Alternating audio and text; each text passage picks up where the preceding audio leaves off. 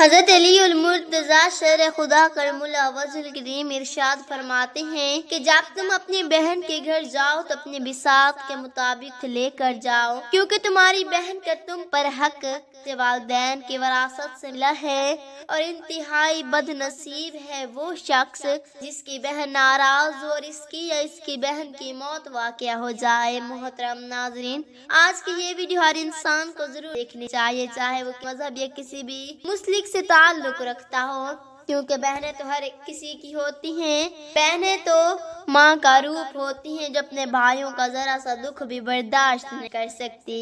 بہن چھوٹی ہو یا بڑی، بھائی کا رشتہ ہمیشہ خیال رکھتا ہے۔ ایک بزرگ فرماتے ہیں کہ ایک نیک اور صالح اجنبی شخص میرا دوست تھا، وہ مکہ مکرمہ میں رہائش پذیر تھا، ساری رات خانہ کعبہ کا طواف کرتا رہتا اور ہمیشہ قرآن پاک کی تلاوت کیا کرتا تھا۔ ارشد راز تک اس کا یہی معمول رہا۔ میں نے اس کو سونا بطور امانت دیا اور خود یمن چلا گیا۔ میں جب واپس لوٹا تو وہ شخص مر چکا تھا، یعنی فوت ہو چکا تھا۔ میں نے اس کی اولاد سے اپنی امانت کے تعلق دریافت کیا تو انہوں نے جواب دیا، اللہ عز و جل کی قسم، تم جو کہتے ہو ہمیں اس کی کچھ خبر نہیں اور نہ ہی ہمیں اس امانت کے بارے میں کچھ علم ہے۔ مجھے اس بات پر بہت دکھ ہوا۔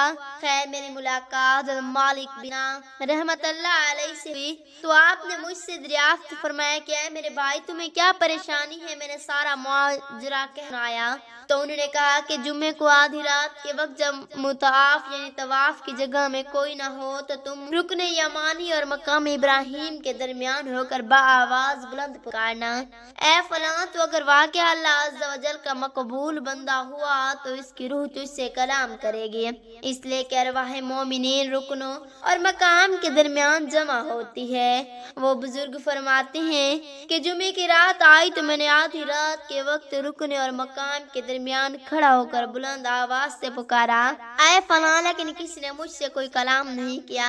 جب صبح ہوئی تو میں نے سیدنا مالک بن دینا کو بتایا تو آپ نے فرمایا وہ اجنبی شخص جہنمی تھا، لیکن تم ایسا کرو کہ یمن چلے جاؤ، وہاں ایک کنواں ہے جس کا نام بیار برہوت ہے، اس کنویں میں عذاب دیے جانے والوں کی روحیں جمع ہوتی ہیں اور وہ کنواں جہنم کے منہ پر ہے۔ تم آدھی رات کے وقت کنویں کے کنارے کھڑے ہو کر یوں ندا کرنا، اے فلاں کی روح، تو اس کی روح تجھ سے کلام کرے گی۔ یمن پہنچنے کے بعد میں اس کنویں کے قریب جا کر بیٹھ گیا۔ آدھی رات کے وقت میں نے دیکھا کہ دو لوگوں کو لا کر اس کنویں میں اتارا گیا، دونوں رو رہے تھے۔ ایک نے دوسرے سے پوچھا، تو کون ہے؟ دوسرے نے جواب دیا، میں ایک ظالم شخص کی روح ہوں جو دنیا میں بادشاہ کا پہرے دار تھا اور حرام کھاتا تھا۔ مالک الموت نے مجھے اس کنویں میں پھینک دیا اور اب مجھے اس میں عذاب دیا جائے گا۔ دوسرے نے جواب دیا، میں عبد المالک بن مروان کی روح ہوں جو نافرمان اور ظالم شخص تھا، اب مجھے اس کنویں میں عذاب دینے کے لیے لایا گیا ہے۔ جب میں نے ان دونوں کی چیخ و پکار سنی تو گھبراہٹ کی شدت سے میرے بدن کے رونگٹے کھڑے ہو گئے۔ پھر میں نے اس کنویں میں جھانک کر بآواز بلند پکارا، اے فلاں، تو اس شخص کی آواز آئی، لبیک، یعنی میں موجود ہوں، اور وہ اس حالت میں تھا کہ اسے عذاب دیتے ہوئے مارا پیٹا جا رہا تھا۔ میں نے اس سے پوچھا، اے میرے بھائی، وہ امانت کہاں ہے جو میں نے تیرے پاس رکھوائی تھی؟ اس نے جواب دیا کہ وہ امانت فلاں جگہ فلاں زینے کے نیچے مدفون ہے۔ پھر میں نے پوچھا، اے میرے بھائی، کس گناہ کے سبب تجھے بدبختیوں کے مقام پر لایا گیا؟ اس نے جواب دیا، میری بہن کے سبب، اس لیے کہ میری بہن مجھ سے کہیں دور سرزمین عجم میں رہتی تھی۔ میں اس کی پرواہ کیے بغیر اللہ عز و جل کی عبادت میں مشغول ہو گیا اور مکہ مکرمہ میں رہنے لگا، اور اس مدت میں نہ مجھے اس کی کوئی فکر ہوئی اور نہ میں نے وہاں سے آنے والوں سے اس کے متعلق کچھ پوچھا۔ جب میں مر گیا تو اللہ عز و جل نے اس بات پر میری پکڑ فرمائی، نے مجھ سے فرمایا، تو اس کو کیسے بھول گیا؟ اس کے پاس کپڑے نہیں اور وہ تو کپڑے پہنے ہوئے زندگی گزارتا تھا۔ وہ بھوکھی رہتی تو سیر ہو کر کھاتا تھا، وہ پیاسی رہتی اور تو سیر ہو کر پیتا۔ پھر اللہ عز و جل نے فرمایا، مجھے اپنی عزت و جلال کی قسم، قطعاً رحمی کرنے والے پر رحم نہیں کروں گا، اس لیے جاؤ اور بحر برہوت میں ڈال دو۔ تو مالک الموت نے مجھے اس کنویں میں ڈال دیا اور اب مجھے عذاب دیا جا رہا ہے۔ اے میرے بھائی میری بہن کے پاس جا کر اس سے میرے لیے معافی کی درخواست کرو اور اس عذاب سے میرے چھٹکارے کے لیے کچھ کرو۔ ممکن ہے کہ اللہ عز و جل میرے اس حال پر رحم فرمائے، کیونکہ اللہ عز و جل کے ہاں قطع رحمی کے علاوہ میرا اور کوئی گناہ نہیں ہے۔ وہ بزرگ فرماتے ہیں، میں پہلے اس جگہ گیا جہاں امانت مدفون تھی، اسے کھودا، اس میں ایک تھیلی نکلی جس میں میری امانت موجود تھی۔ وہ اس حالت میں تھی جیسے میں نے اپنے ہاتھ سے باندھی تھی۔ پھر میں اپنی امانت لے کر عجم کے شہر گیا، وہاں جا کر اس کی بہن کے متعلق لوگوں سے معاملات حاصل کی۔ بالآخر جب میری اس سے ملاقات ہوئی تو میں نے اسے اول تاخیر سارا ماجرا سنا تو وہ رونے لگی۔ پھر جب میں نے اس کے چھٹکارے کے لیے اس سے کہا تو وہ اللہ تعالیٰ کی بارگاہ میں محتاجی کی شکایت کرنے لگی۔ میں نے کچھ دنیاوی مال اسے دے دیا اور وہاں سے لوٹ آیا۔ محترم ناظرین، اللہ کا شکر ادا کیا کرو، اللہ نے تمہیں یہ پاکیزہ رشتہ عطا کیا اور تمہیں تمہارے دکھوں کا سہارا عطا کیا۔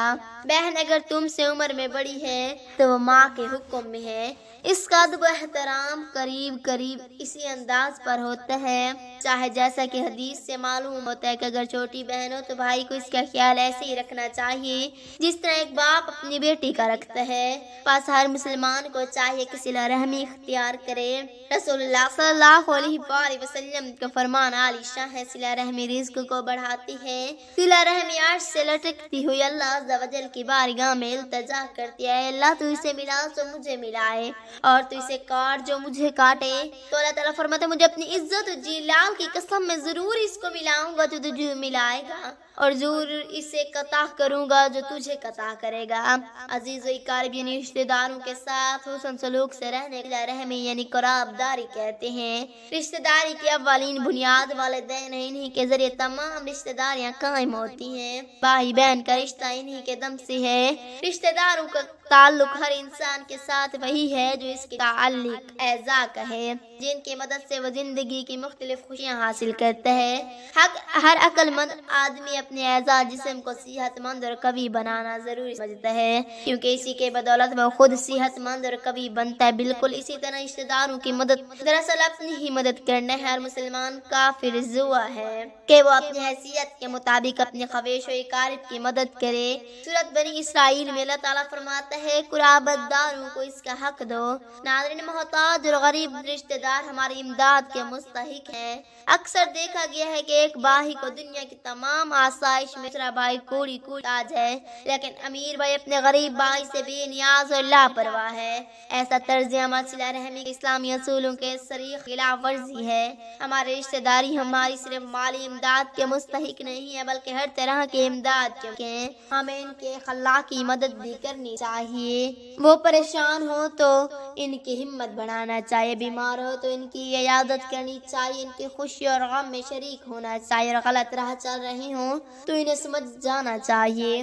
اللہ تعالیٰ نے رشتہ داروں کے ساتھ اچھا سلوک کرنے کی ہدایت دی ہے۔ اللہ پاک سے دعا ہے کہ اللہ پاک ہمیں ان تمام حدیث پر عمل کرنے کی توفیق عطا فرمائے، آمین ثم آمین۔ ناظرین، کمنٹ باکس میں اللہ تعالیٰ کے 99 ناموں میں سے ایک نام ضرور ٹائپ کریں۔ شکریہ۔